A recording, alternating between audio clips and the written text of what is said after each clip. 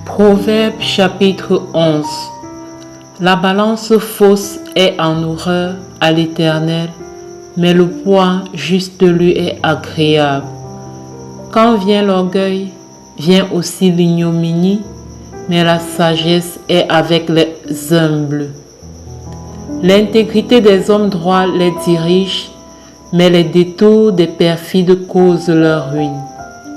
Au jour de la colère, la richesse ne sert à rien, mais la justice délivre de la mort. La justice de l'homme intègre aplanit sa voie, mais le méchant tombe par sa méchanceté. La justice des hommes droits les délivre, mais les méchants sont pris par leur malice. À la mort du méchant, son espoir périt et l'attente des hommes iniques est anéantie. Le juste est délivré de la détresse et le méchant prend sa place. Par sa bouche l'impie perd son prochain, mais les justes sont délivrés par la science. Quand les justes sont heureux, la ville est dans la joie, et quand les méchants périssent, on pousse des cris d'allégresse.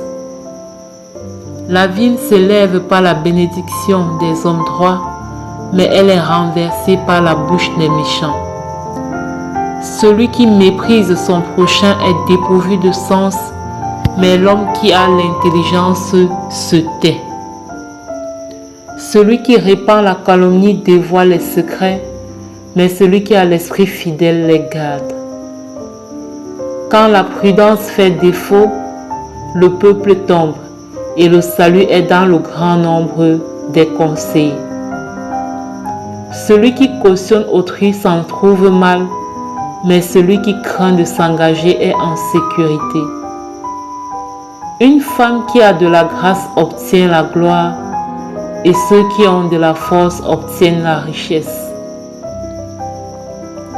L'homme bon fait du bien à son âme, mais l'homme cruel trouble sa propre chair. Le méchant fait un gain trompeur, mais celui qui sème la justice a un salaire véritable. Ainsi la justice conduit à la vie, mais celui qui poursuit le mal trouve la mort. Ceux qui ont le cœur pervers sont en abomination à l'Éternel, mais ceux dont la voix est intègre lui sont agréables. Certes, le méchant ne restera pas impuni, mais la postérité des justes sera sauvée. Un anneau d'or au nez d'un pourceau, c'est une femme belle et dépourvue de sens. Le désir des justes, c'est seulement le bien, l'attente des méchants, c'est la fureur. Tel qui donne libéralement devient plus riche, et tel qui épargne à l'excès ne fait que s'appauvrir.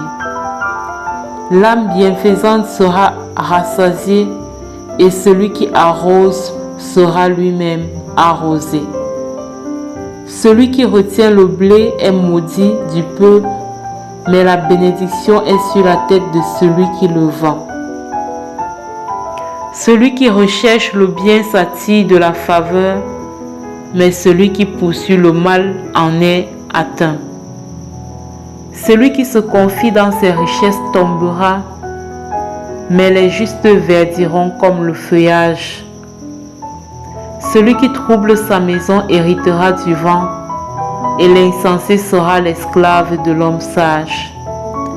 Le fruit du juste est un arbre de vie, et le sage s'empare des âmes. Voici, le juste reçoit